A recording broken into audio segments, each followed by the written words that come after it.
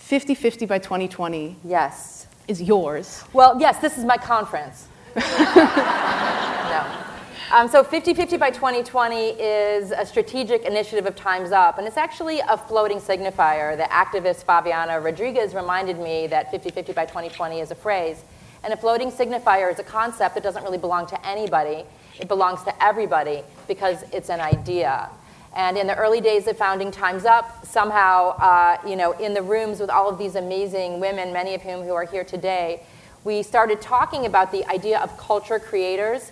So obviously, unbelievably amazing to have Anita Hill here talking about the Commission and workplace safety. But also in the Time's Up rooms, we started to ask ourselves the question, if we as artists create the messages that people around the world use to feel about them, to know how to feel about themselves, what does it mean that 96% of directors are white men? 96% of directors are white men. And so we started to ask the question, what does it mean to have balance in all leadership, not only as directors, producers, on boards, but all areas? To us, 50-50 means balance, and 2020 means clear vision. Just make leadership reflect reality. And that's our vision for 50-50 by 2020, at least as this particular part of this Time's Up spoke. So yeah, we're like out there kind of trying to name this intersectional power movement using the creation of culture as our demand to be able to tell, not only tell our stories to the world, but tell this story in particular. That when you look at that 4%, it's not some weird accident that the 4% is made up of all otherized people. Women, women of color, queer people, trans people, people with disabilities, all otherized people with a capital O.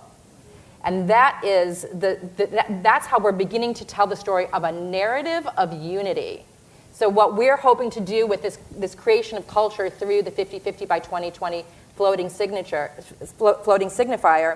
is start to name a narrative that's as strong as Trump's fascism.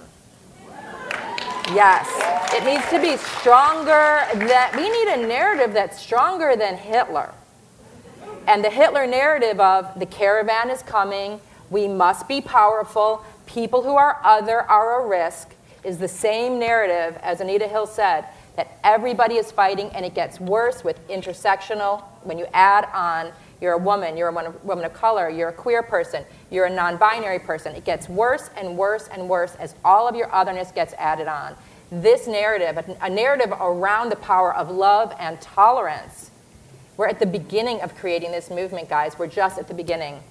And one of the reasons we know we're at the beginning is because so few cis men, liberal cis men, so few of them are standing for this movement right now.